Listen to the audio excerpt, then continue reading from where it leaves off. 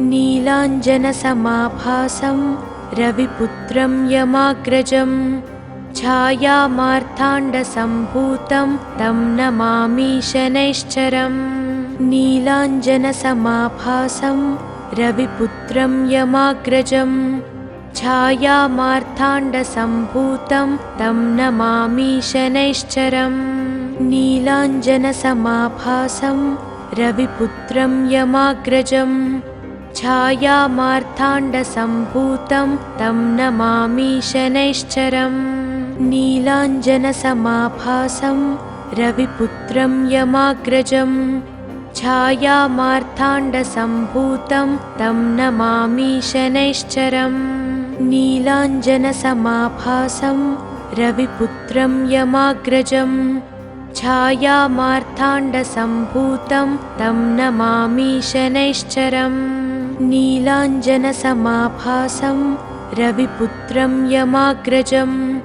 छायामार्ताण्डसम्भूतं तं नमामि शनैश्चरम्। नीलाञ्जनसमाभासं रविपुत्रं यमाग्रजं छायामार्ताण्डसम्भूतं तं नमामि शनैश्चरम्। नीलाञ्जनसमाभासं रविपुत्रं यमाग्रजं छायामार्ताण्डसम्भूतं तं नमामि शनैश्चरम्। नीलाञ्जनसमाभासं रविपुत्रं यमाग्रजं छायामार्ताण्डसम्भूतं तं नमामि शनैश्चरम्। नीलाञ्जनसमाभासं रविपुत्रं यमाग्रजं छायामार्ताण्डसम्भूतं तं नमामि शनैश्चरम्। नीलाञ्जनसमाभासं रविपुत्रं यमाग्रजं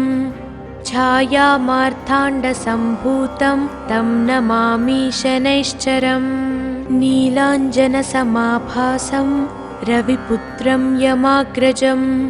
छायामार्ताण्डसम्भूतं तं नमामि शनैश्चरम्। नीलाञ्जनसमाभासं रविपुत्रं यमाग्रजं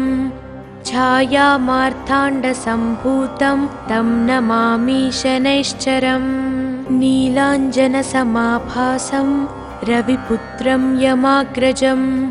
छायामार्ताण्डसम्भूतं तं नमामि शनैश्चरम्। नीलाञ्जनसमाभासं रविपुत्रं यमाग्रजं छायामार्ताण्डसम्भूतं तं नमामि शनैश्चरम्। नीलाञ्जनसमाभासं रविपुत्रं यमाग्रजं छायामार्ताण्डसम्भूतं तं नमामि शनैश्चरम्। नीलाञ्जनसमाभासं रविपुत्रं यमाग्रजं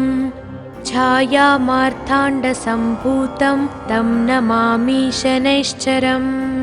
नीलाञ्जनसमाभासं रविपुत्रं यमाग्रजं छायामार्ताण्डसम्भूतं तं नमामि शनैश्चरम्। नीलाञ्जनसमाभासं रविपुत्रं यमाग्रजं छायामार्ताण्डसम्भूतं तं नमामि शनैश्चरम्। नीलाञ्जनसमाभासं रविपुत्रं यमाग्रजं छायामार्ताण्डसम्भूतं तं नमामि शनैश्चरम्। नीलाञ्जनसमाभासं रविपुत्रं यमाग्रजं छायामार्ताण्डसम्भूतं तं नमामि शनैश्चरम्। नीलाञ्जनसमाभासं रविपुत्रं यमाग्रजं छायामार्ताण्डसम्भूतं तं नमामि शनैश्चरम्। नीलाञ्जनसमाभासं रविपुत्रं यमाग्रजं छायामार्ताण्डसम्भूतं तं नमामि शनैश्चरम्। नीलाञ्जनसमाभासं रविपुत्रं यमाग्रजं छायामार्ताण्डसम्भूतं तं नमामि शनैश्चरम्। नीलाञ्जनसमाभासं रविपुत्रं यमाग्रजं छायामार्ताण्डसम्भूतं तं नमामि शनैश्चरम्। नीलाञ्जनसमाभासं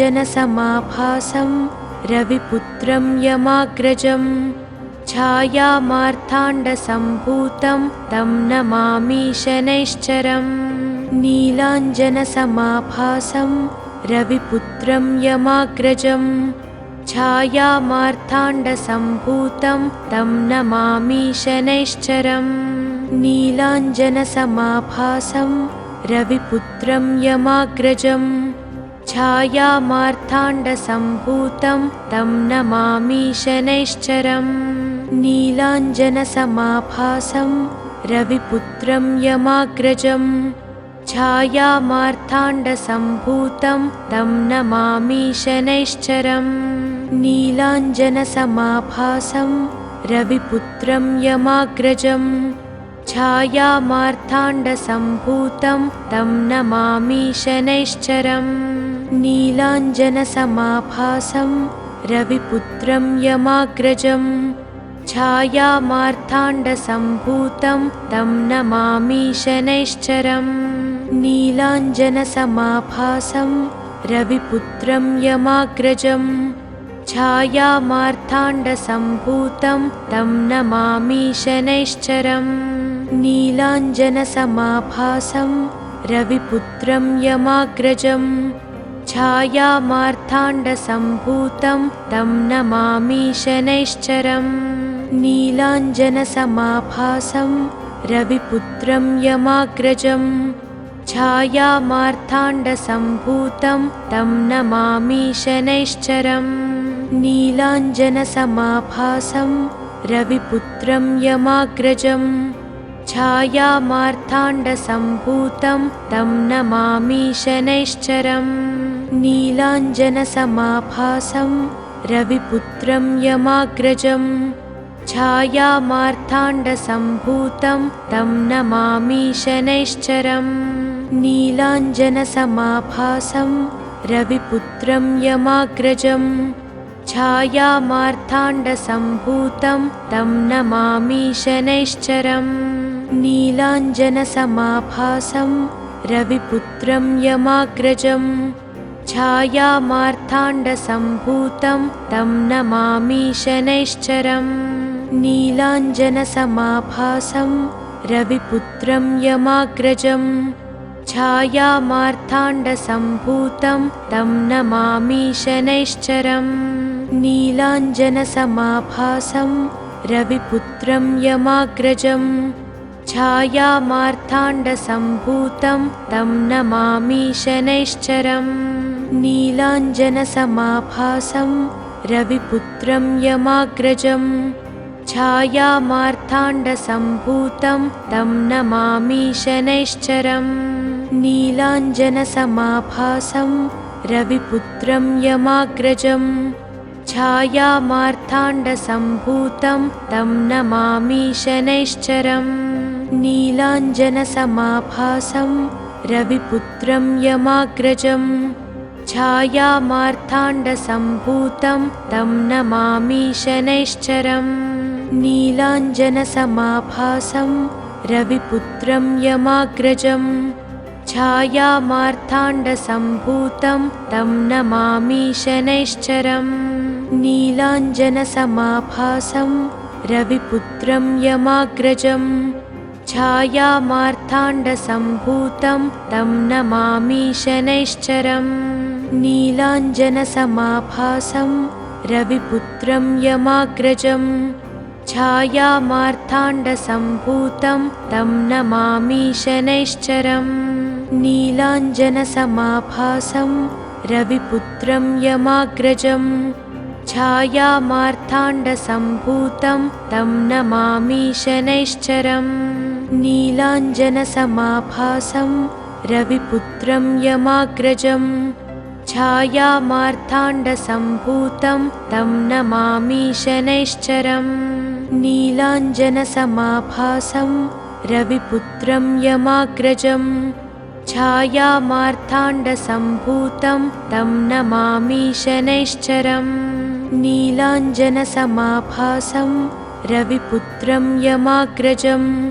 छायामार्ताण्डसम्भूतं तं नमामि शनैश्चरम्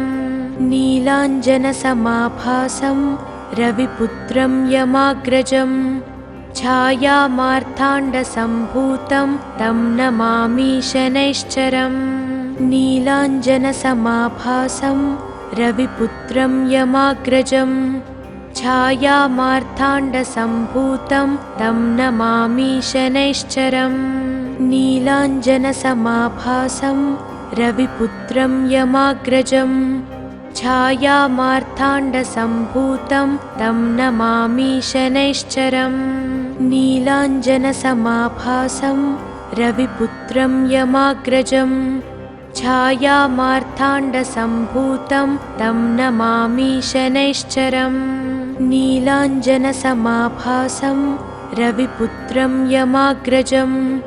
छायामार्ताण्डसम्भूतं तं नमामि शनैश्चरम् नीलाञ्जनसमाभासं रविपुत्रं यमाग्रजं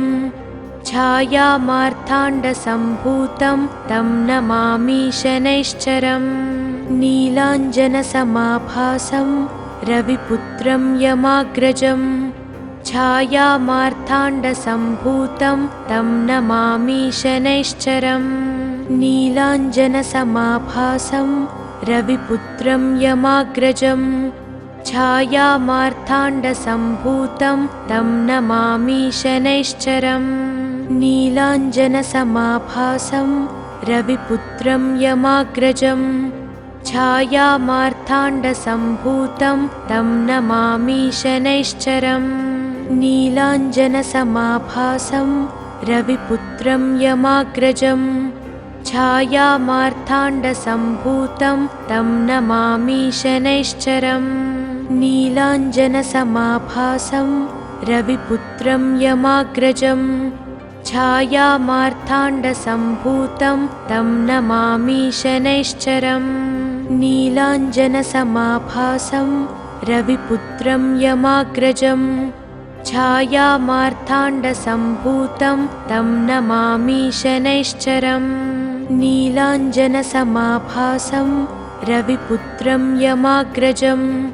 छायामार्ताण्डसम्भूतं तं नमामि शनैश्चरम्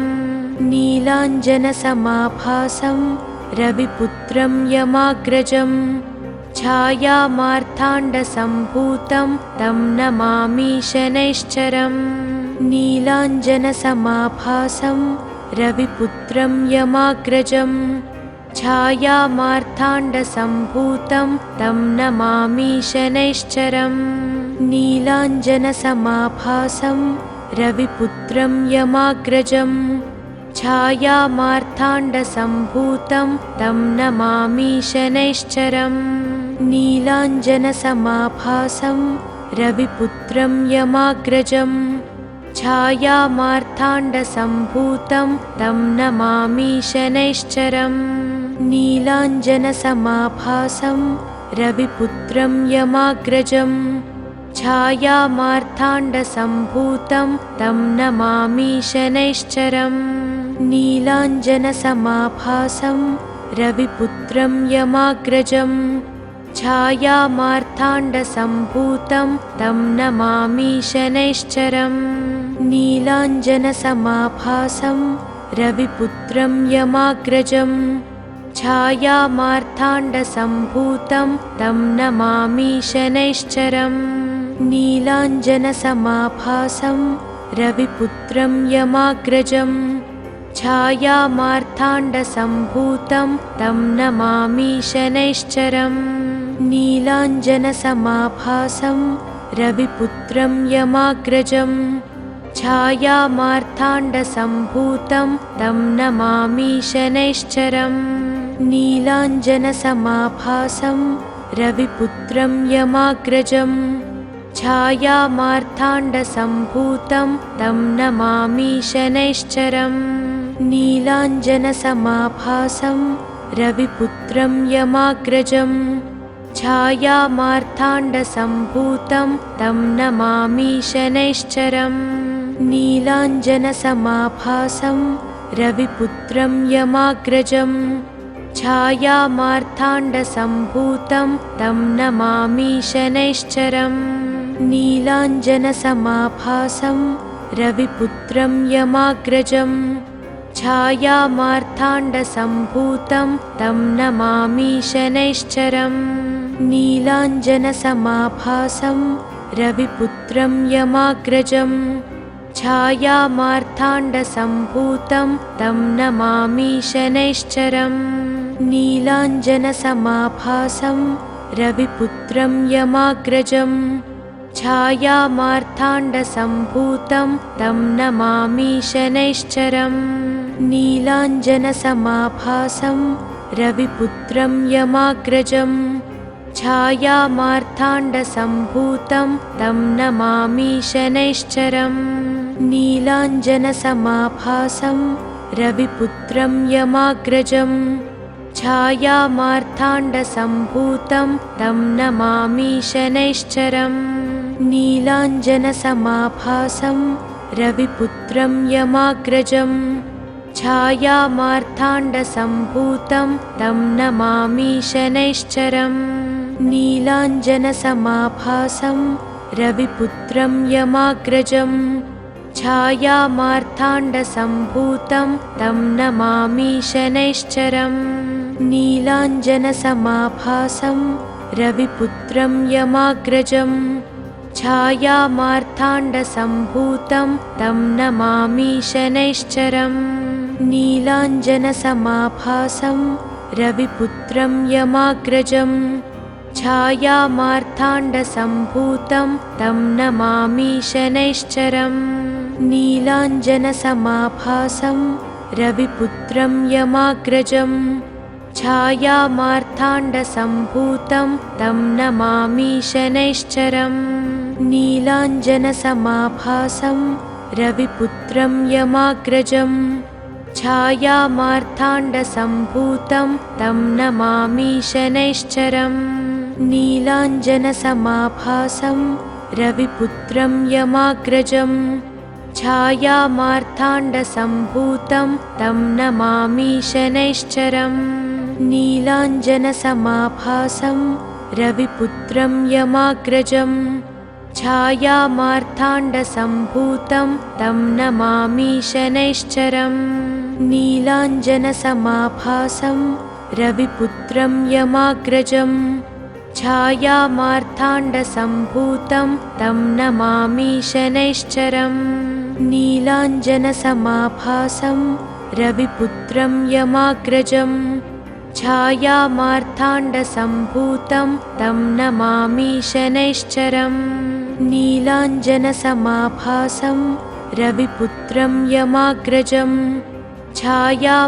छायामार्ताण्डसम्भूतं तं नमामि शनैश्चरम्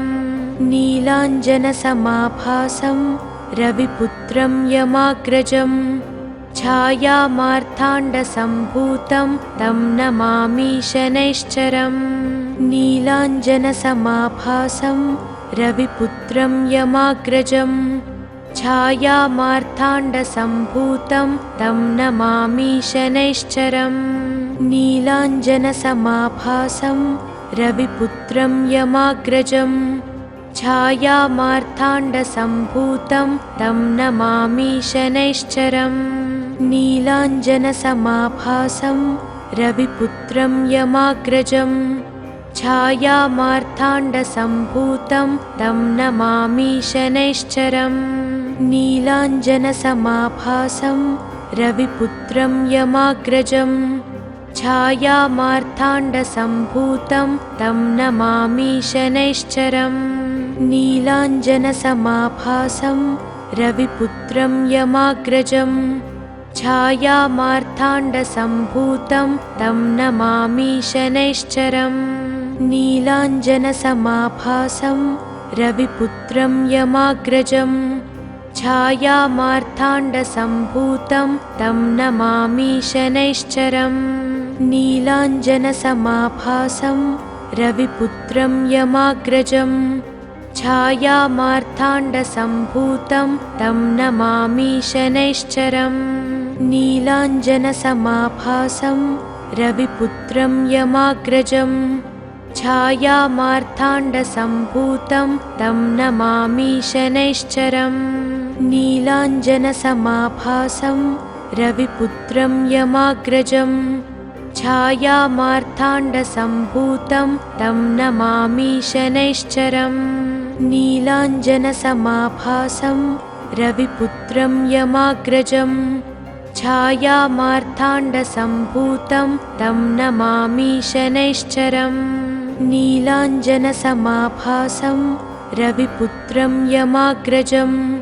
छायामार्ताण्डसम्भूतं तं नमामि शनैश्चरम् नीलाञ्जनसमाभासं रविपुत्रं यमाग्रजं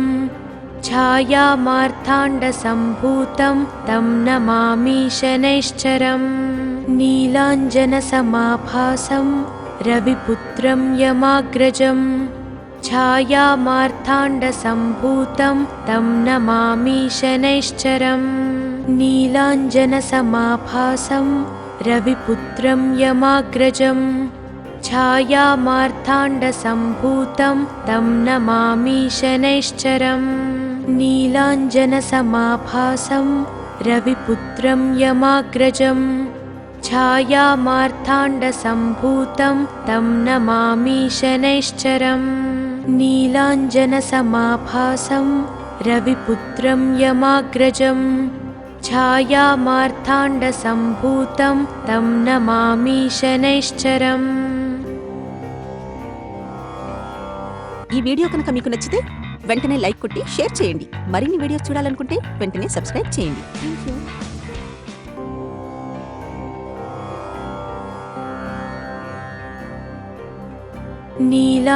नीलाञ्जनसमाभासं रविपुत्रं यमाग्रजं छायामार्ताण्डसम्भूतं तं नमामि शनैश्चरम् नीलाञ्जनसमाभासं रविपुत्रं यमाग्रजं छायामार्ताण्डसम्भूतं तं नमामि शनैश्चरम् नीलाञ्जनसमाभासं रविपुत्रं यमाग्रजं छायामार्ताण्डसम्भूतं तं नमामि शनैश्चरम् नीलाञ्जनसमाभासं रविपुत्रं यमाग्रजं छायामार्ताण्डसम्भूतं तं नमामि शनैश्चरम् नीलाञ्जनसमाभासं रविपुत्रं यमाग्रजं छायामार्ताण्डसम्भूतं तं नमामि शनैश्चरम् नीलाञ्जनसमाभासं रविपुत्रं यमाग्रजं छायामार्ताण्डसम्भूतं तं नमामि शनैश्चरम् नीलाञ्जनसमाभासं रविपुत्रं यमाग्रजं छायामार्ताण्डसम्भूतं तं नमामि शनैश्चरम् नीलाञ्जनसमाभासं रविपुत्रं यमाग्रजं छायामार्ताण्डसम्भूतं तं नमामि शनैश्चरम् नीलाञ्जनसमाभासं रविपुत्रं यमाग्रजं छायामार्ताण्डसम्भूतं तं नमामि शनैश्चरम् नीलाञ्जनसमाभासं रविपुत्रं यमाग्रजं